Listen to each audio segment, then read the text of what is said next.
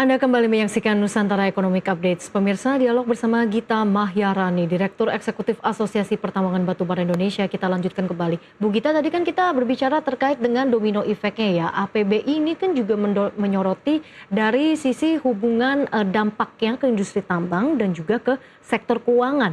Apakah artinya perbankan dan juga kemudian leasing-leasing alat berat ini juga bisa ikut berpotensi terpengaruh dengan adanya penurunan kuota produksi? Itu juga bergantung dengan misalnya leasing termasuk Mhm, perbankan dan alat berat. mhm. Jadi itu salah satu yang kami khawatirkan juga bahwa keputusan seperti, membayar untuk, jaminan dan segala macam itu pasti akan sangat berpengaruh jika Mhm, nantinya, hal ini secara langsung pemotongannya cukup, besar gitu ya. mhm. Baik, di sisi lain kan memang pemangkasan ini rencananya akan dilakukan secara proporsional begitu ya, berbasis PNBP. Jadi apakah pendekatan ini memang sudah cukup ideal Anda lihat atau perlu ada penyesuaian lagi? Kalau bicara soal PNBP dan dari daftar yang diterima kami di Asosiasi Pertambangan Batubara Indonesia, tidak semua anggota kami, bahkan mayoritas itu mendapatkan pemotongan yang sangat besar, di atas 40%, bahkan ada yang sampai 82 sampai 90%.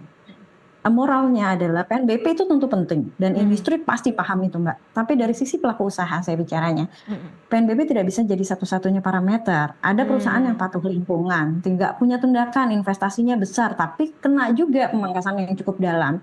Jadi yang dibutuhkan industri saat ini, saya rasa adalah transparansi dan penjelasan. mhm, Misalnya, kenapa sih perusahaan A dipotong sekian persen misalnya, lalu perusahaan B sekian persen. Parameter seperti kontribusi negara, kewajiban mhm. lingkungan, dan kinerja teknis itu memang disebutkan, tapi penjabaran konkretnya ya di dalam Minerba One juga saya rasa perlu dijelaskan agar perusahaan bisa memahami dan menyesuaikan diri. Tapi kembali lagi, jika angka potongnya cukup besar, kita kembali di pertanyaan awal Mbak tadi, akan level of survive-nya perusahaan akan pasti lebih susah. Oke, jadi harus fair begitu ya, Bu Gita? Ya, sudah pasti dan transparan. Dan transparan, dari kacamata APBI model penyesuaian perhitungan yang ideal itu dan rasional itu seperti apa jadinya? Kalau misalnya apa nih maksudnya untuk modal. Ya kalau kita bilang Mhm, gini, ini kan jadi tetap kewenangannya pemerintah ya, yang pasti, kepastian arahnya saja supaya perusahaan bisa mengambil keputusan. mhm, Nah ini kita jangan lupa bahwa, perusahaan rata-rata ini masih kan sebelumnya ada RKB 3 tahunan ya. iya, Jadi modalnya, RKB 3 tahunan yang disesuaikan lagi dengan RKB 1 tahunan, ini pasti ada proses adjustment dengan mengacu pada RKB sebelumnya yang sebetulnya sudah disetujui secara 3 tahunan. mhm, Nah, ini kan tiba-tiba dengan, pemotongan produksi yang cukup signifikan, pastinya perusahaan akan kesulitan untuk menyesuaikan hal-hal tersebut, Mbak. mhm. Jadi resikonya pasti akan lebih, tinggi lagi untuk setiap perusahaan, gitu. Oke, kalau risikonya juga cukup tinggi dan terlebih kan kalau di industri tambang ini perusahaan kan banyak yang sudah terlanjur terikat kontrak begitu ya, kita dan juga Mhm. kewajiban domestik belum lagi. Nah, adakah risiko-risiko konsekuensi lainnya jika memang kuota tidak sejalan lagi dengan, kuota produksi, tidak sejalan lagi dengan kontrak yang sudah ditentukan sebelumnya? Ya sudah pasti ya, Mhm, kalau bicara soal kontrak dan segala macam yang Mbak sebutkan tadi, ini adalah efeknya dari, pemotongan produksi.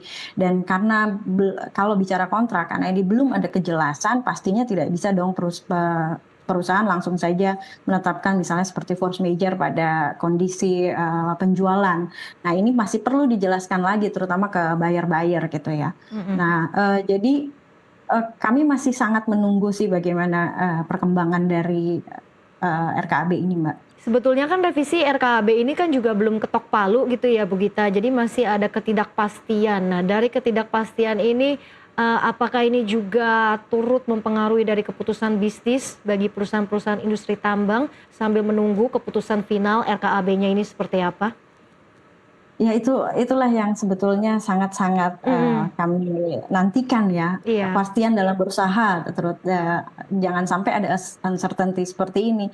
Karena perusahaan sekarang kan bingung lah ya harus mengambil putusan apa. Misalnya mau lanjut operasi seperti biasa, ataukah mau dikurangin, ataukah mau mulai efisiensi besar-besaran. Karena kalau revisi kuotanya juga belum jelas, keputusan-keputusan seperti ini atau termasuk misalnya mempertahankan tenaga kerja atau melanjutkan kontrak sama kontraktor, bahkan yang tadi kita sempat bahas soal bayar cicilan alat gitu ya, Iya. ini penuh tanda tanya semuanya. Mhm. Kalau Iya. kita nunggu terlalu lama juga sangat beresiko. Tapi kalau ambil keputusan sekarang, pasti ada resiko nantinya kebijakan apakah akan berubah lagi. Jadi Mhm. posisinya ini saya bilang masih serba tidak pasti. Oke, transparansi begitu ya yang diperlukan oleh APBI. Namun kalau kita melihat untuk jalan tengahnya, ini sebaiknya seperti apa yang mungkin menjadi aspirasi dari APBI terkait dengan revisi RKAB produksi ini? Ya, kalau menurut APBI sendiri, kami juga sempat mendiskusikannya bahwa keputusan ini bertahap, Iya. gitu ya, bertahap dan tadi saya sebutkan juga soal transparansi mengenai pemotongannya berapa dan dilihatlah selalu ke nilai keekonomiannya juga, bagaimana perusahaan itu bisa bertahan jika dasar pemotongannya sampai di atas 40%, bahkan sampai 80%. Nah, dari nilai-nilai aspek-aspek keekonomian yang sudah tidak masuk, ini akan sangat-sangat beresiko untuk perusahaan, Mbak. Oke, limit yang sesuai menurut APBI itu ada di kisaran berapa persen untuk pemotongan produksinya, Bu? Saya tidak bisa bilang berapa angkanya ya, Mhm. karena ini bukan kewenangan saya untuk jawab juga, tapi ini merupakan kewenangan dari pemerintah. Tapi kalau diminta merumuskan desain kebijakan atau itu bukan, saya juga Mhm. nggak mau berandai-andai ya. Iya, iya. Tapi pada prinsipnya sederhana, penataan tuh perlu, harus terukur aja, bertahap Mhm. dan transparan tadi. Pemerintah kan pasti punya data, justru Mhm. itu yang kita lihat transparannya. Mhm, Jadi mhm. industri kan butuh kejelasan parameternya Iya. pemangkasan nih. Mhm, mhm. Agak sulit kalau saya bicara berapa puluh persen, 20% Mhm. atau 35% berapa persennya. Tapi harus jelas dulu, terukur, bertahap, sama transparan tadi sih, Mbak. Oke, intinya Bu Gita agar harapannya supaya kebijakan dari revisi pemangkasan produksi ini tidak berdampak ke berbagai lini ya, khususnya untuk ekonomi daerah Betul, dan juga masyarakat sekitar. betul. Seperti apa harapan APBI? Ya, kami pastinya sangat berharap bahwa sekarang kan lagi evaluasi tahap 2 ya, sebelum menuju Mhm, evaluasi tahap akhir. Pertimbangan-pertimbangan yang saya sudah sebutkan tadi, semoga bisa dilihat juga gitu mhm, loh, bahwa kan perencanaan operasi dan produksi pertambangan ini perlu perencanaan yang komprehensif karena ada mhm, aspek teknis, ekonomis, sosial, sama lingkungan. Jadi setiap perubahan itu memerlukan suatu kajian dan kepastian. mhm. Jadi itu salah satu parameter yang sangat menentukan. Jadi, tidak bisa juga diperlakukan kalau tambang itu dimatikan hari ini lalu bisa lagi dibuka Iya, besok. Kegiatan pertambangan itu adalah operasi jangka panjang yang sangat-sangat bergantung pada perencanaan berjenjang dan ada standar good mining practice juga di situ, Mbak. Jadi saya harapkan ini, apapun masukan dari kami juga bisa mungkin, menjadi pertimbangan bagi pemerintah dalam rangka untuk menata produksi. Bukan kita menolak penataannya itu sendiri, tapi ada beberapa aspek yang sedianya perlu diperhatikan dari sisi, pengusaha juga. baik. Tentunya kita harapkan semoga ada titik tengah yang juga fair for all begitu ya. Bu Ya, Gita, terima betul. kasih sekali lagi atas waktunya Ibu Gita Mahyarani, Direktur Eksekutif Asosiasi Pertambangan Batubara Indonesia atas waktunya di Nusantara Economic Updates pada siang ini. Sehat dan sukses selalu untuk Bu Gita. Terima kasih, Mbak, sehat sukses selalu.